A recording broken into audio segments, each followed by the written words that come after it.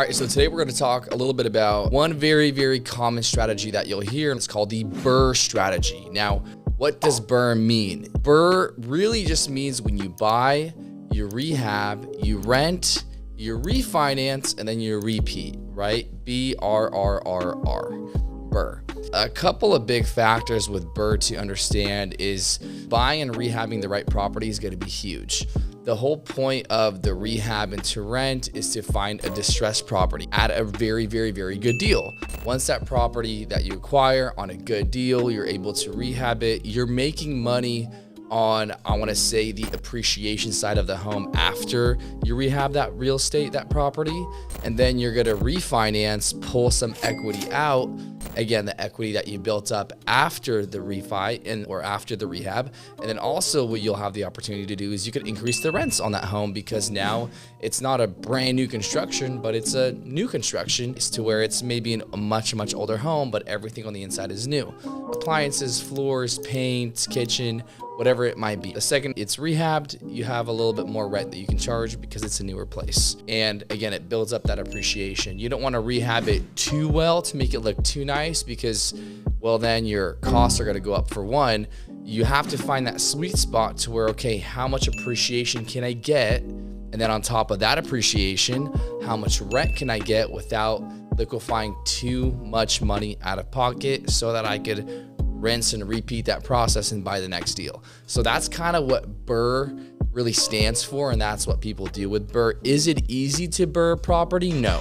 I cannot say it's easy. It could be quite challenging to find the right property and the right deal. That's why it's super important to work with the right team. Finding a really good real estate agent that knows what they're doing in your marketplace, oftentimes that has one or two door knockers, people that are going to go out and look at distressed properties. People oftentimes too also go out and talk to wholesalers. Now, if you don't know what a wholesaler is, think of him as somebody that is not licensed, because you don't have to be licensed to be a wholesaler. Oftentimes they're not licensed real estate agents. They'll go out, they'll knock on doors, they'll knock on 100 doors or send out 1,000 letters to specific homes that are just beat up, right? A person's gonna open the door if they're knocking on it, or they'll get a reply, say, yeah, I'm thinking about selling my home. They'll come in and say, hey, I want to purchase your house.